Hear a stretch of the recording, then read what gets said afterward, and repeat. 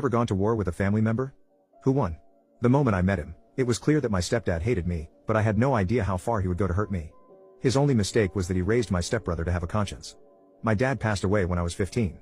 My mom and him weren't particularly close at the time, so while his death hit me hard, she wasn't as fazed as one might expect. I joined the military when I was 17, and during my first year out of the house, my mom remarried. I never really connected with my stepdad. We had polar opposite personalities. He often made snide remarks, telling me to man up whenever I was upset about any inconvenience. This led to many arguments between us, but I never would have imagined how far he would take it.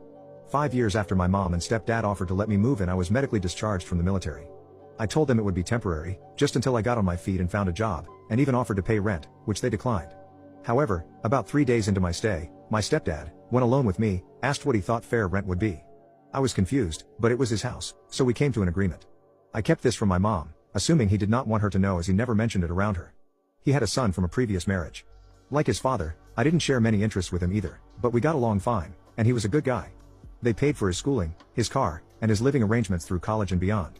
I didn't need the help, but it felt unfair that he received all this assistance, and I was immediately asked for rent. I moved out after 3 months, and not long after, I met a girl with whom I fell deeply in love. We began dating, and this was my first relationship. I was overjoyed the entire time, as if caught in a constant early relationship haze. Introducing her to my family made me nervous. My mom and I were very close, and I feared she might judge my girlfriend harshly. These fears proved to be unwarranted. They got along incredibly well.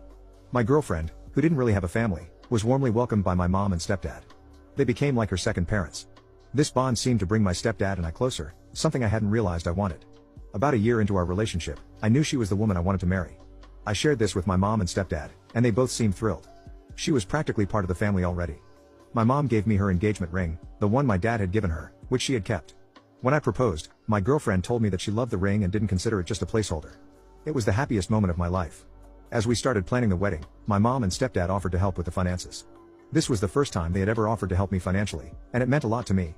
Fast forward to about 3 months later. I received a call from my stepdad asking me to come over. I complied, and when I arrived, I found my mom, stepdad, stepbrother, and fiancé there.